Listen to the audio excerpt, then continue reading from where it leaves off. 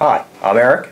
And I'm Dick. We are the Annuity Guys, and you just may be in a situation where you've been thinking about replacing an annuity. Oh my gosh, can you do that? Sometimes you can do it very effectively, Eric. And that's, you know what? And that's what most people, when they're saying, well, what's this 1035 exchange? And Right. Right. It sounds like some kind of top Some secret hocus code. pocus. Yeah. It gets confused with the 1031 exchange, which is real estate. And so the 1035 exchange is another IRS terminology for replacing an annuity, basically, or transferring an annuity from one insurance company to another. Well, and we give the IRS a hard time a lot. Well, I wonder why. Congress for taxes and all of that type of thing. But this is one of those things that's been around for a long time, and it's really a benefit to avoid tax on annuities. Right. And so it's when you own an annuity and you're looking either at transferring, and I'll use some examples here. You may have gotten a MIGA style or a multi-year guarantee annuity, and it's good for 5 years. And you made a little money. Yeah. And some of those older ones paid pretty darn good. That's right. And so after 5 years, you're left with the decision of letting the insurance company keep it and having another year-by-year kind of established At rate. a very, very low rate, right. possibly. Or you could roll it over to something that's better. Well, what if you don't want to pay tax on that something that's better?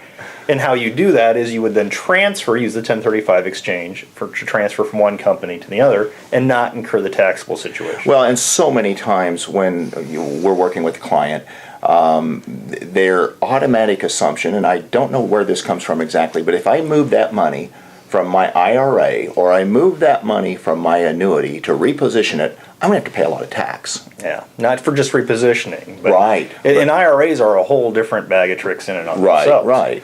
Because IRAs are already, you're not paying tax on. Right, tax deferred. And so many times folks will kind of get that confused, thinking that when they have an IRA, they may need to do a 1035 exchange. But really, the 1035 exchange is just for the non-tax qualified money, and the IRA, rollover, 60-day rollover transfer is for the qualified money, tax qualified. It's already in a tax-deferred wrapper, so you're just maintaining it without taking a distribution going from one company to the other. What are some of the other ways you can think of, or we should talk about why someone would want to replace an annuity? Well, and in my family specifically, I've got a lot of teachers, and a lot of teachers are offered 403B contracts usually as a supplement to their retirement and their pension plans. Well, a 403B is typically an annuity wrapper. And it's a variable. It's a variable annuity. So you have the option of investing in sub-accounts, which are usually mutual funds. Well, you're going through your accumulation phase early in life, and then you get to retirement. Well, that accumulation phase products that go up and down, not necessarily the best fit. So now we're going to look at replacing that annuity with something that's probably has more of a retirement bent to it, may have an income rider. A little more safe, secure, some type of income that isn't going to potentially fluctuate. Exactly. Right. So using a 1035 exchange to move from more of an accumulation product to something that's more of an income product without having to annuitize.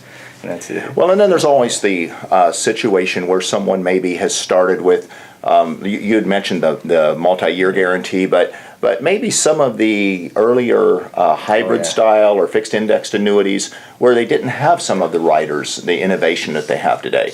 And so when you start comparing that, there can be some very good reasons to consider replacing an annuity, and you may have no rider at all on that annuity. It's like taking a Model T sometimes in the annuity world and giving you the option of, would you like to replace it with something that has OnStar and has all the bells and 2013 vet. This one has air conditioning. What you had before, just you had to roll down the window. So yes, the new style annuities have a lot more features, including bells and whistles that may not have been available when you first purchased something maybe 15 or 20 years ago. Well, and we do have to say this just as a general statement and a caution, and that is really compare the two. I mean, make certain that it's to your benefit, because you may actually have an older annuity that's not that old that has one of the better riders on it that paid a lot more at the time that you received that annuity than maybe something that's available today. Yeah, stuff that's maybe even just 5 years old probably has better